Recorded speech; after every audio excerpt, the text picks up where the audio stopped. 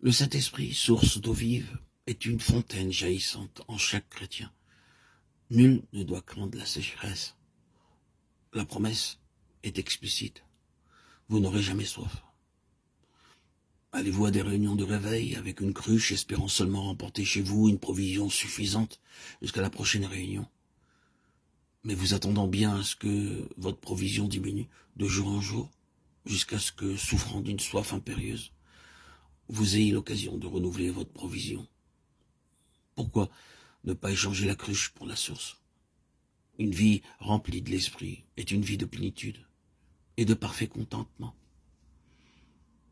Lorsque l'âme est remplie de l'esprit de Christ, elle déborde et l'esprit de Christ se répand autour d'elle. Possédez-vous une telle vie? Sinon, désirez-vous l'avoir? Elle est pour vous si vous avez vraiment soif. Si quelqu'un a soif, voilà une condition bien simple, qu'il vienne à moi et qu'il boive. Buvez jusqu'à ce que vous soyez désaltérés, jusqu'à ce que vous possédiez la plénitude de l'esprit, jusqu'à ce que vous débordiez. La plénitude du Saint-Esprit est pour tous ceux qui ont soif et qui boivent de l'eau de la vie.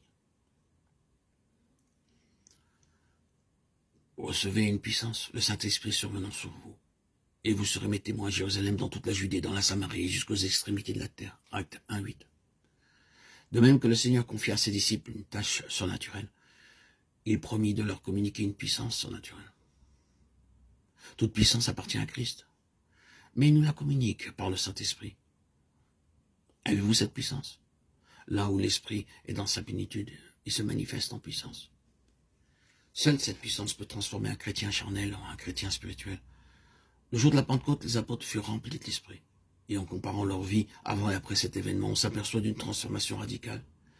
Ils avaient vécu tous les jours avec Jésus, qui leur avait enseigné des vérités profondes et avait partagé avec eux sa vie de prière.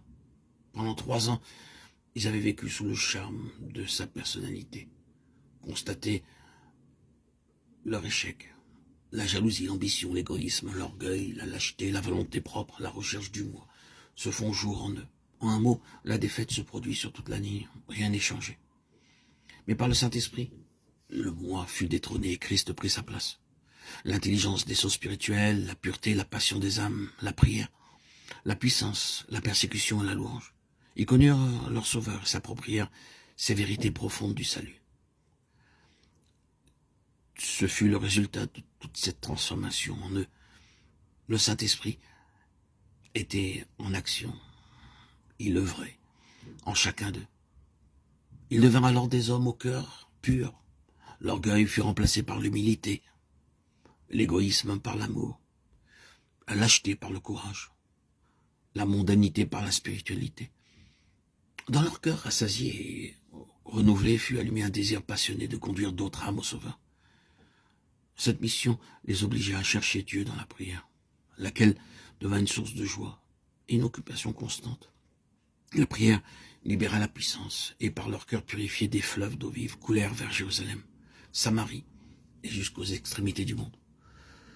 Un pouvoir si manifeste attira sur eux de violentes persécutions, mais les murs des cachots ne pouvaient étouffer leur chant de louange.